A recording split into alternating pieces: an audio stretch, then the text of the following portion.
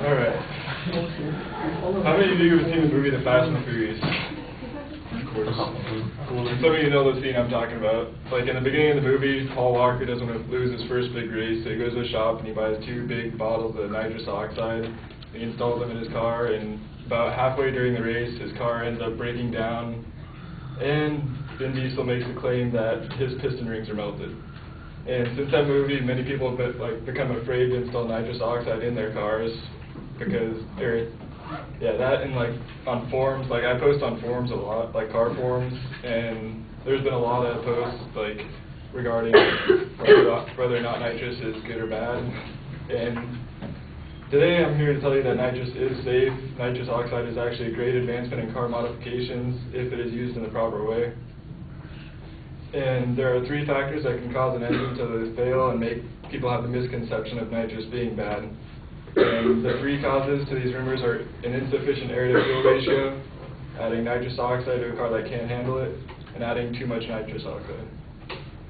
And the air-to-fuel ratio is the key to success in a vehicle's performance. The air-to-fuel ratio may sound complicated, but in reality it's not. All it is the amount of oxygen and gasoline that mix in a cylinder, and in order for a car to pertain to peak performance, that mixture must be as close to perfect as possible. And as the New World Encyclopedia states, nitrous delivers more oxygen than atmospheric air by breaking down at elevated temperatures, allowing the engine to burn more fuel and air. So in normal terms, nitrous oxide increases the amount of oxygen in each cylinder as the cylinder heats up in temperature, and meaning that an increase in fuel is also required, which in older days many people were unaware of, so they would either add not enough fuel to their car or they would add no additional fuel. And as a result, this would lead to an insufficient amount of fuel, and it would increase the temperature in the cylinders, and that would cause the pistons to melt. And my second point is the amount of mileage on a car. Let's face it, most people will not be adding nitrous oxide to a car, with a high amount of miles on it. But there's still some that will do it. And a car can have 200,000 miles or plus, and it can still look though as it's in pristine condition. But there's no way of examining the stress of the age on the engine without actually pulling the engine, and that's a long and grueling task, and nobody really wants to do that. So instead, they just hook up the nitrous to the car and assume that the blocks are right. And if there is even a minor crack in the block before the nitrous oxide is installed, the increased pressure buildup has caused the crack to steadily expand, and this can lead to catastrophic failure and result in need of new internals or possibly a whole new block. And my last claim is that I want to make is the quantity of nitrous oxide forced in an engine can cause it to lead to failure. And nitrous is typically measured in shots. So 1 shot of nitrous equals 1 horsepower, 50 shots equals 50 horsepower, and so on. So people that don't know that a shot equals a horsepower, they can get mixed up. Or somebody will think, oh cool, I'm adding 200 horsepower to my car, and they'll put a 200 shot on their car, and that won't be good. And they won't be thinking about the consequences. So, and a stock engine is only designed to handle a specific range of horsepower. And if you do self-test or extended research, you can discover the range of horsepower that it can handle. And if the horsepower tolerance of the block is exceeded, that can also lead to blown internals or a cracked block. And from my own personal experience, I know 4 people that have hooked up nitrous oxide to their cars, and 3 of their cars are still running. And the 3 cars that are running, they all hooked it up appropriately, and they added the amount of fuel that they needed. And the 4th car that isn't running, he didn't add enough fuel to it, so it ended up in a melted piston.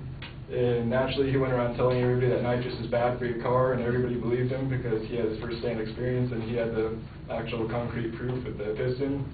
But in reality, it was not the nitrous's fault; it was his own fault for not taking the precautionary measures. So today, I'm basically here to disprove that these many rumors and to tell you that nitrous isn't bad. And as long as certain precautions are met, it's extremely beneficial, and it's a great milestone in vehicle modifications.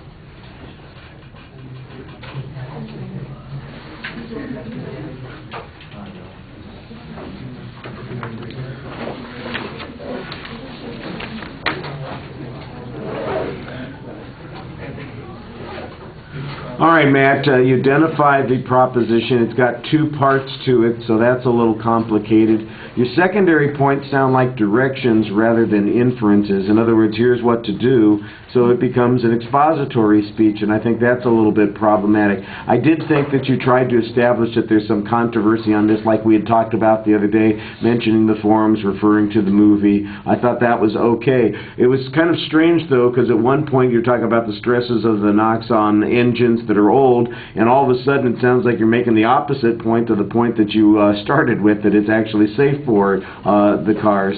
Basically, you're putting it in that it's safe for a very restricted range of automobiles, for a very restricted range of drivers, and then we're back to the question of whether or not there's any dispute on that issue. You're very dependent on your personal and hypothetical examples. We don't have any statistics on the frequency with which NOx is used, or the frequency of breakdowns as a consequence, so it's a little bit hard to make that comparison. The only statistical comparison that we have is the one that you have at the end. So we've got a 25% failure rate, and you say it's the guy's fault. Well,